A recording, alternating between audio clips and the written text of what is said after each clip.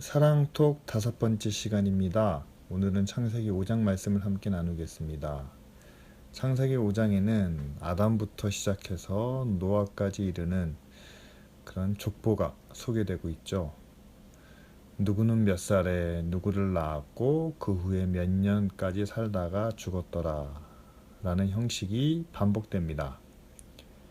우리가 아는 이름보다는 모르는 이름이 더 많은데 이들이 몇 살까지 살았는지 그렇게 궁금하지도 않은데 성경에 이렇게 기록해 놓은 것은 과연 우리에게 무슨 의미를 주고자 함일까요? 그런 의구심이 잠깐 들기는 하지만 우리는 무심하게 그냥 넘어갑니다. 창세기 5장 1절은 우리에게 다시 한번 중요한 선언을 주고 있습니다. 우리가 하나님의 모양대로 창조되었다는 사실이죠. 그리고 하나님은 그 사람들에게 복을 주시고 그리고 그 이름을 아담, 곧 사람이라 불러주셨다라고 이렇게 말씀합니다. 그리고 사람에게 하나님께서 가장 큰 축복을 주시죠. 생육하고 번성하고 그리고 땅을 정복하라 라는 축복입니다. 그런데 이 모든 것이 우리가 하나님의 형상대로 만들어졌기 때문에 가능한 일이죠. 만일 우리 안에 하나님의 형상이 없었다면 한번 상상해 봅시다.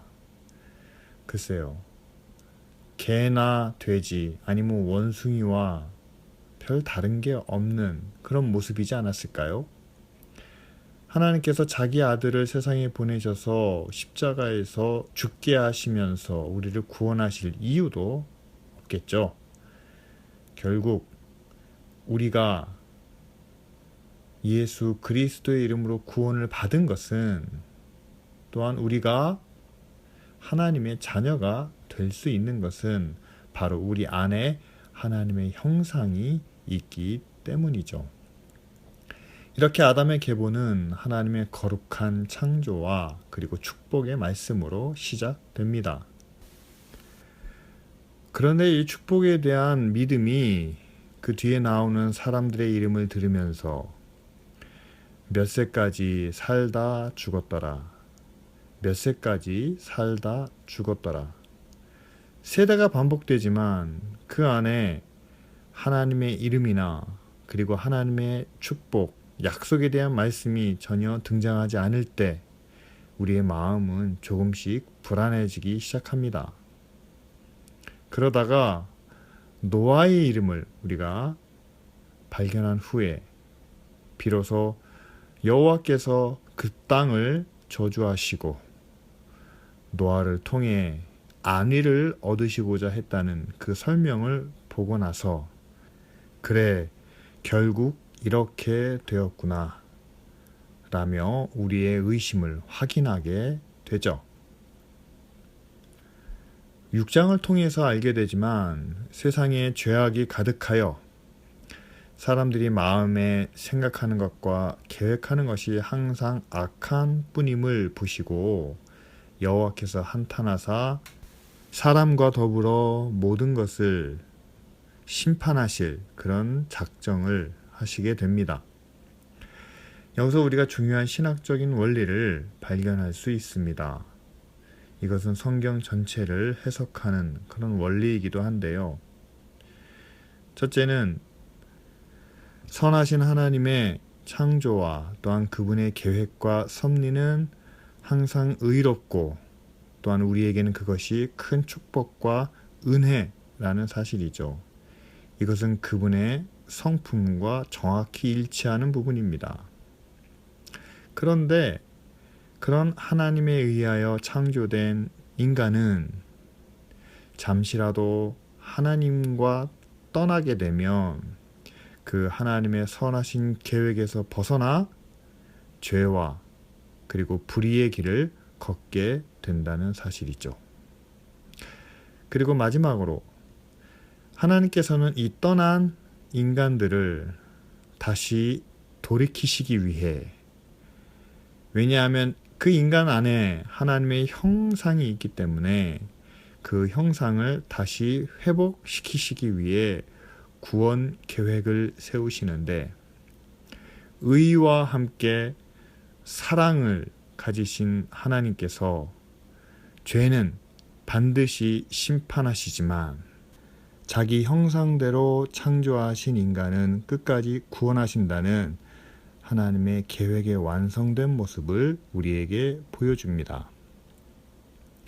그래서 세상에 죄악이 가득하고 인간의 마음과 계획이 항상 악하여 이 세상을 심판하실 계획을 세우시는 데 있어서도 여호와께 은혜를 입은 노아를 택하여 하나님은 그를 세상을 구원할 자로 세우십니다. 이후에 등장하는 성경에 나오는 모든 이야기와 사건들을 우리가 잘 분석해 보면 이런 구조를 보이고 있습니다.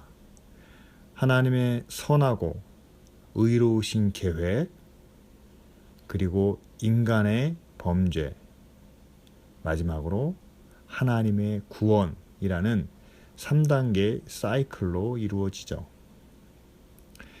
예수 그리스도의 십자가의 사건도 그렇습니다. 구약 이스라엘 백성들의 역사도 그렇습니다. 포로로 끌려갔던 이들이 다시 예루살렘으로 돌아오는 사건도 그렇습니다. 그리고 지금 현재를 살아가는 우리의 모습도 이와 다르지 않습니다. 하나님은 우리를 향한 선한 계획과 뜻에 따라 우리를 세상에 보내셨고, 또한 우리가 믿음 안에서 자랄 수 있는 그런 환경을 허락해 주셨습니다.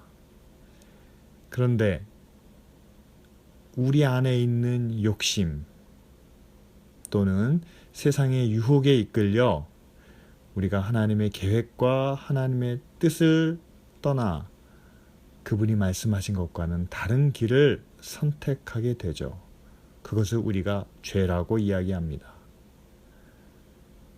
그러나 하나님은 하나님을 떠난 죄인들을 끝까지 구원하시기 위해 자기 아들을 세상에 보내셨고, 대신 그 죄값을 치르심으로 구원하셨을 뿐만 아니라 지금까지 세상 많은 사람들에게 그 구원의 기쁜 소식을 전하기 위해 세상 곳곳에 많은 전도자들을 보내고 계십니다. 우리를 위해서도 100여 년 전에 선교사들을 보내셔서 구원의 복음을 듣게 하십니다.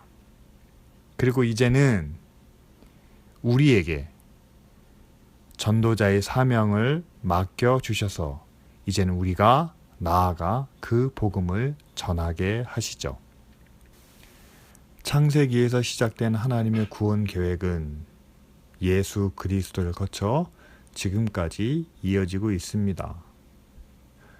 성경에 등장하는 수많은 인물들, 특별히 이스라엘을 구원했던 모세와 다윗과 엘리야와 다니엘과 같은 사람들, 그리고 예수 그리스도의 십자가의 복음을 전하기 위해서 자기 인생을 바쳤던 예수님의 제자들과 그리고 초대교회의 성도들, 이들이 바로 복음을 전하는 그런 사명을 감당하게 되었죠.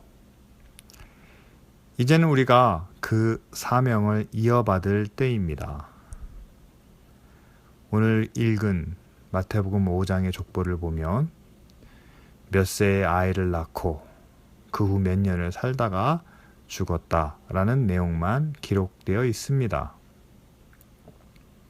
그러나 언젠가 우리의 인생에 모든 것이 기록되는 생명책에는 그저 우리가 세상에 태어나 얼마간을 살다가 죽었다는 그런 기록뿐 아니라 우리도 노아처럼 저주받은 땅에서 하나님의 심판을 향해 다름질치는 세상에서 하나님의 위로가 되기 위해 구원의 복음을 외치며 한 영혼을 구원하기 위하여 애쓰며 살았다는 그러한 기록이 생명책에 기록되기를 소원합니다.